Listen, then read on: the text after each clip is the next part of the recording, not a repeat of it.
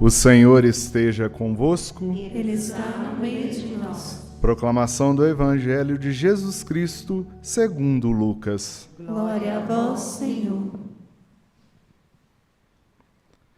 Naquele tempo, um mestre da lei se levantou e, querendo pôr Jesus em dificuldade, perguntou: Mestre, que devo fazer para receber em herança a vida eterna?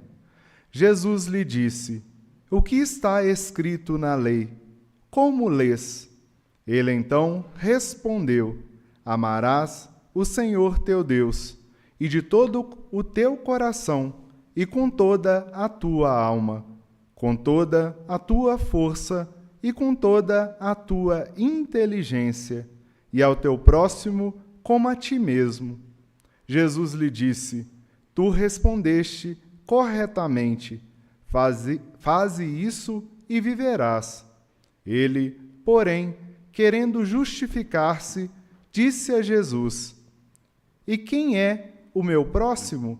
Jesus respondeu: Certo homem descia de Jerusalém para Jericó e caiu nas mãos de assaltantes. Estes arrancaram-lhe tudo, espancaram-no e foram-se embora, deixando-o quase morto. Por acaso, um sacerdote estava descendo por aquele caminho. Quando viu o homem, seguiu adiante, pelo outro lado. O mesmo aconteceu com um levita. Chegou ao lugar, viu o homem e seguiu adiante, pelo outro lado. Mas um samaritano, que estava viajando, chegou perto dele, viu e sentiu compaixão. Aproximou-se dele e fez curativos, derramando óleo e vinho nas feridas. Depois, colocou o homem em seu próprio animal e levou-o a uma pensão, onde cuidou dele. No dia seguinte, pegou 2 moedas de prata e entregou-as ao dono da pensão, recomendando: Toma conta dele. Quando eu voltar, vou pagar o que tiveres gasto a mais. E Jesus perguntou: Na tua opinião, qual dos 3 foi o próximo do homem que caiu nas mãos de assaltantes? Ele respondeu: Aquele que usou de misericórdia para com ele. Então Jesus lhe disse: Vai e faze a mesma coisa. Palavra da salvação. Glória a vós, Senhor.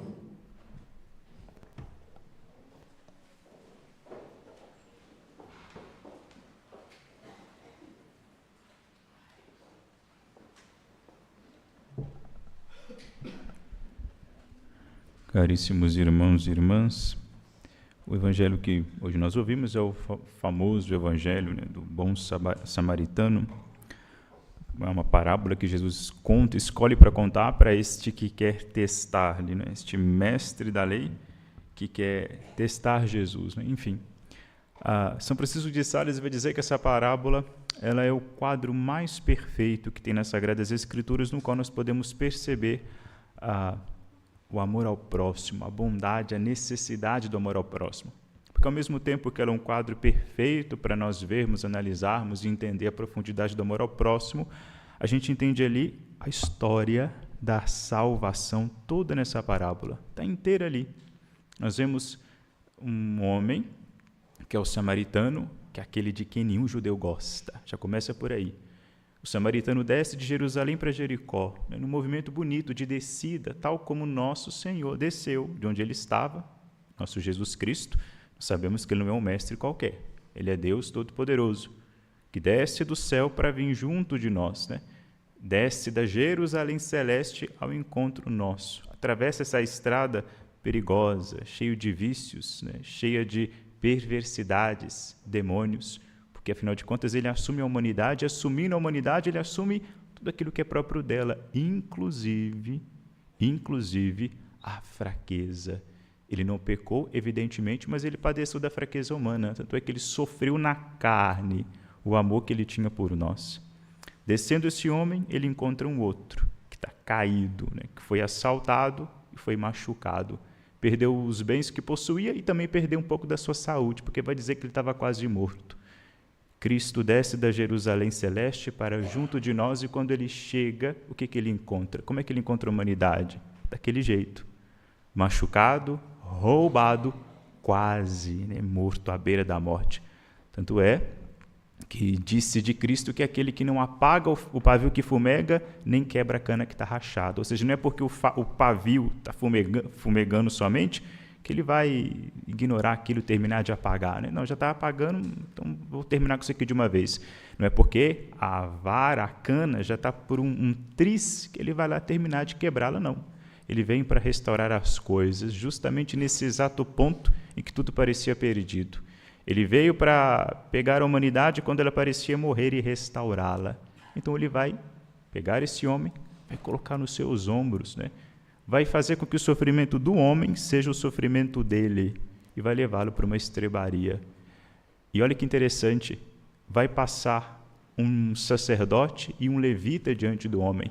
Diante da humanidade vai passar essas duas figuras, que isso é a leitura dos padres da igreja, Eles vão interpretar o levita e o sacerdote como sendo a sinagoga, a lei. A lei ela vai passar, mas ela não vai encostar. O levita, o sacerdote estão preocupados com o quê? Com a lei pura e simplesmente, não a lei traduzida na vida. Isso aqui que é o grande defeito desses homens, dos fariseus, dos mestres da lei. São conhecedores da lei. A lei é um presente maravilhoso que Deus deu para nós. Inclusive o Salmo 118, ele canta a maravilha da lei, mas eles não entenderam o que significa isto. Nós vimos aqui o livro do Deuteronômio. A lei é para que o povo escutasse a Deus, se relacionasse com Deus, fosse fiel a Deus. A lei servia para que o homem encarnasse a vontade de Deus na sua vida. E aconteceu? Não. A lei ela foi colocada num quadro, pendurado na parede, e diante desse quadro todos passavam e ficavam admirados. Só isso. A lei não é para isto. A lei é para que aquilo que Deus quer, sonha, deseja, seja materializado na nossa vida. Mas acontece que, como isso não aconteceu, o judaísmo antigo passa pela humanidade, mas não consegue tocá-la, nem um dedo sequer para conseguir restaurá-lo. Até que vem o próprio Deus, o autor da lei, já que ninguém fez nada, já que passou o seu levita. O levita é de Deus, é de Cristo, foi mandado por ele, querido por ele, mas não fez nada. É como aquele servo, que ele manda para a vinha, que ele escolhe e envia, mas ao invés de trazer lucro, traz prejuízo. Ao invés de ser fiel a ele, quer tomar a vinha para si e quer expulsar todos os profetas, quer expulsar inclusive o filho do dono da vinha. Ele manda o levita e o sacerdote, mas não fazem nada. Então ele próprio, Deus, ele vem em socorro da humanidade decaída. Pega esse homem nos braços, despeja ali óleo e vinho. Óleo e vinho, Coloca ali nas feridas nossas as suas lágrimas, porque ele se compadeceu de nós, e ao mesmo tempo o seu sangue, porque nós somos curados pelo sangue derramado, o seu sangue derramado na cruz, foi o que sarou as nossas feridas. A nossa vida, aquela vida nossa que estava por um triz de ser perdida, ela foi resgatada pela vida de Cristo, que foi toda escoada. Cristo perdeu a vida dele para que nós ganhássemos a nossa.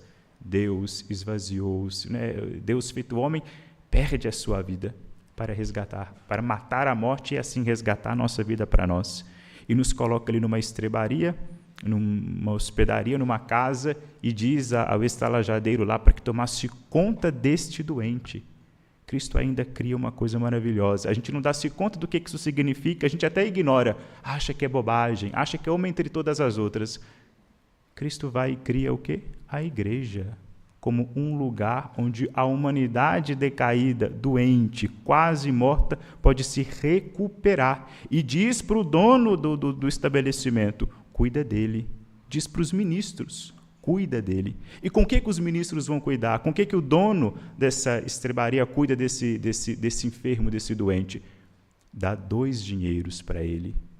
Cristo deixa para a igreja a sua doutrina salvífica e deixa o sacramento.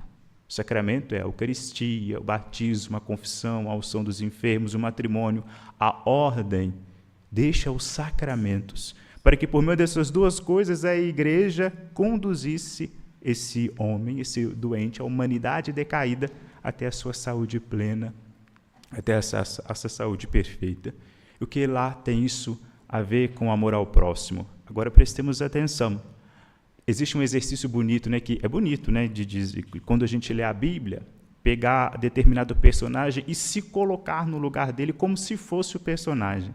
Nesse caso aqui, a gente não tem nem que fazer muito esforço.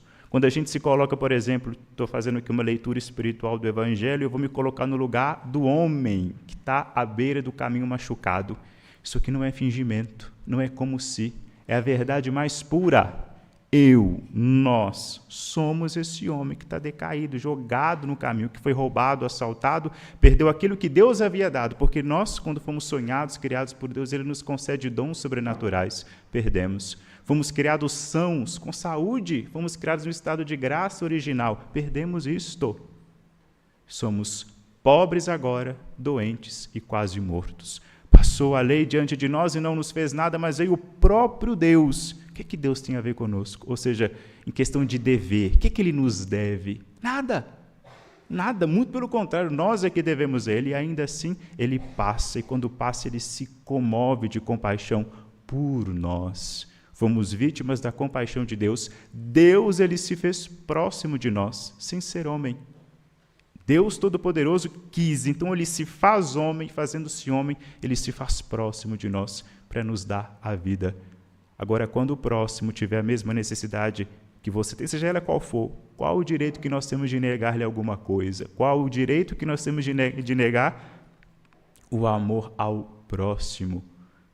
Qual o direito que nós temos de recusar a ver a miséria, qualquer que seja lá quem que seja, que passe na nossa frente?